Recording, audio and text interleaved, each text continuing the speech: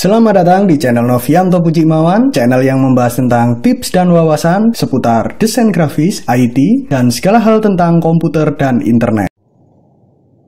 Assalamualaikum warahmatullahi wabarakatuh. Selamat datang di channel Bapak Novianto Pujimawan. Di dalam channel YouTube ini, Bapak akan memberikan pembelajaran online untuk menggantikan pertemuan kelas karena masih di masa pandemi COVID-19.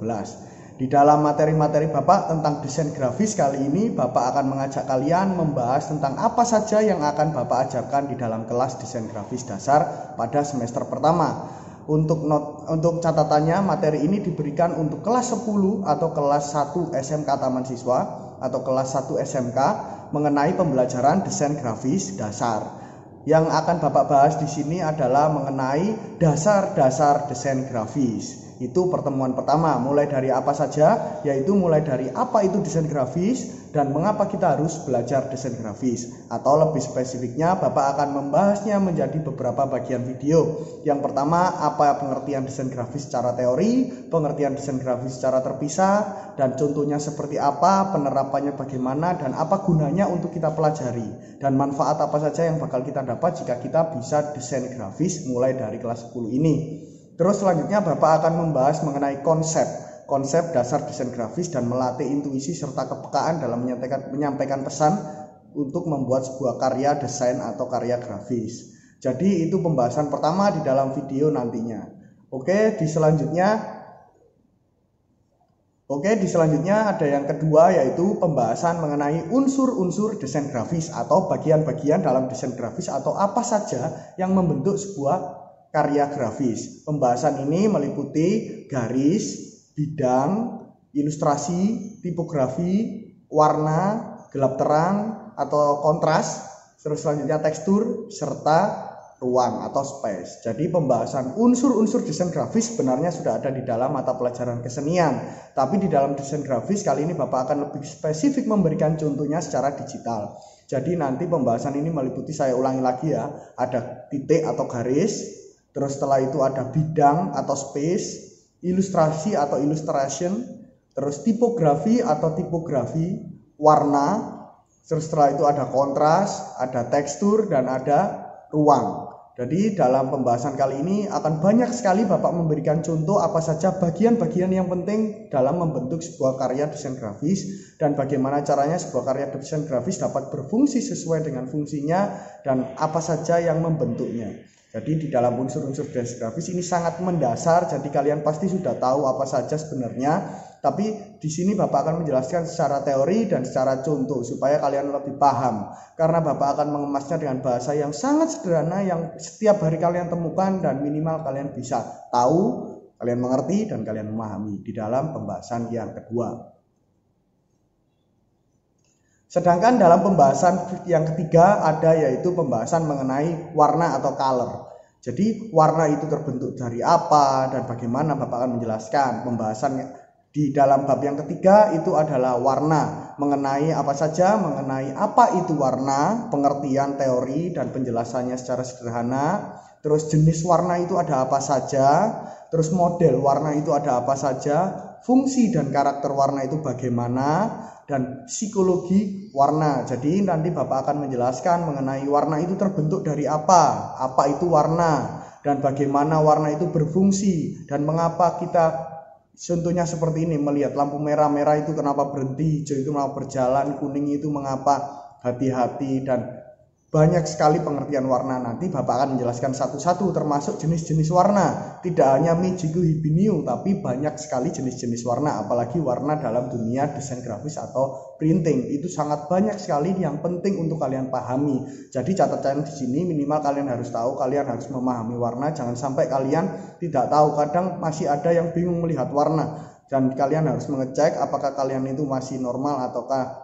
mengalami buta warna istilahnya. Jadi kalian harus bisa membedakan warna minimal karena yang kita bahas di sini adalah mengenai warna. Di dalam pembahasan yang keempat tidak kalah pentingnya karena ini yang menjadi puncaknya, yaitu adalah pembahasan mengenai prinsip dasar tata letak.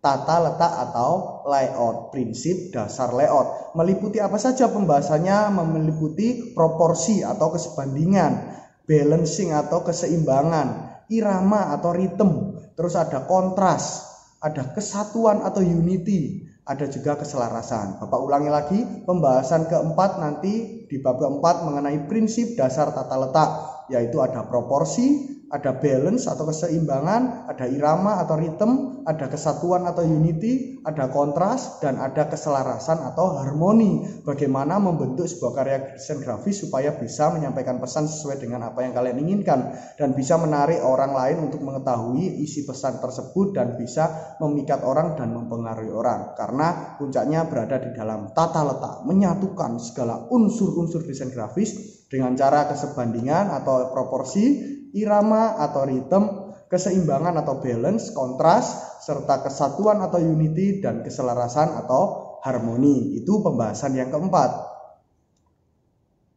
Terus ada lagi pembahasan yang kelima yang Bapak pilih, yang sebenarnya ini tidak ada dalam kurikulum tapi ini sangat penting, yaitu ada yang namanya format file. Di dalam dunia desain grafis, apalagi dunia IT atau dunia komputer, kalian penting mengetahui jenis-jenis format, apalagi jenis-jenis format mengenai gambar ataupun file desain. Karena aplikasi yang kita pakai nanti sangat banyak, lebih dari satu. Jadi kalian harus memahami apa bedanya format A, format B. Format itu adalah sebuah ekstensi atau sebuah tipe file. Jadi kalian bisa melihat format contohnya di dalam HP Android kalian, setelah menfoto belakangnya mesti ada tulisan JPG, belakangnya mesti ada tulisan PNG, belakangnya mesti ada tulisan JPEG atau macam-macam format. Itu namanya tipe file atau format file. Nanti Bapak akan menjelaskan dua bab, yaitu adalah format file raster dan format file vektor. Bapak akan menjelaskan karena sangat berhubungan dengan dunia desain grafis. Setelah itu di dalam pembahasan yang keenam sangat penting juga karena ini adalah media yang akan kita pakai, ibaratnya alatnya. Kalau kalian ingin membangun rumah, ini adalah cangkulnya, ini adalah semennya, ini adalah cetoknya, ini adalah ibaratnya adalah alat untuk membuat. Jadi di dalam desain grafis alat untuk membuat adalah contohnya seperti ada pengenalan software perangkat lunak desain grafis. Perangkat lunak itu software. Jadi ada Corel Draw, ada Photoshop, ada Adobe Illustrator, ada Adobe InDesign, ada Paint 3D, ada GIMP. Contohnya kalau di Android ada PixArt, ada Adobe Sketchbook, terus setelah itu ada Inkscape dan lain-lain.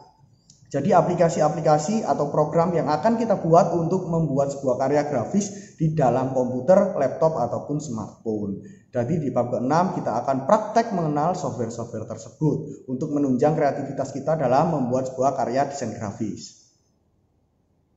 Sedangkan pembahasan yang ke-7 Bapak akan memberikan praktek atau contoh bagaimana cara membuat desain melalui aplikasi-aplikasi tersebut. Contohnya bagaimana membuat karya grafis atau mengedit atau memodifikasi sebuah karya atau memodifikasi foto, gambar dan lain-lain melalui Corel Draw, Photoshop tentunya, Adobe Illustrator dan Adobe InDesign, GIMP dan Paint 3D. Mungkin itu basic sekali, sebenarnya ada ribuan aplikasi. Tapi Bapak akan memilih basicnya, yaitu ada Corel Draw, ada Photoshop, ada Illustrator, ada Adobe InDesign, ada GIMP atau Paint 3D. Baik itu di komputer, laptop maupun smartphone. Itu adalah beberapa pembahasan yang Bapak akan kita bahas. Jadi ada 7 sampai 7 pembahasan mengenai dasar-dasar apa yang akan kita pelajari di dalam materi desain grafis. Pertama adalah dasar-dasar mengapa kita belajar desain grafis, unsur-unsur desain grafis, terus warna, terus setelah itu prinsip dasar desain grafis atau prinsip dasar tata letak, setelah itu format file, setelah itu ada pengenalan software, terus setelah itu ada praktek dengan membuat sebuah karya grafis. Jadi itulah yang akan Bapak berikan kepada kalian, atau kita akan berbagi materi dalam pembahasan desain grafis dasar. Jangan lupa pembahasan tersebut ada di video selanjutnya. Jadi kalian harus menonton videonya dan jangan lupa berilah kritik dan saran kepada Bapak untuk membuat video pembelajaran yang menarik dan kira-kira bisa kalian terima. Oke, terima kasih, itu saja dari Bapak. Salam dan bahagia. Assalamualaikum warahmatullahi wabarakatuh. Oke, seperti biasanya, kalau menurut kalian video ini bermanfaat, silakan like dan subscribe channel ini. Namun, kalau video ini penting untuk diketahui, silakan share ke teman-teman kalian. Dan jangan lupa beri kritik dan saran pada kolom komentar di bawah ini. Terima kasih sudah menonton video ini. Assalamualaikum warahmatullahi wabarakatuh.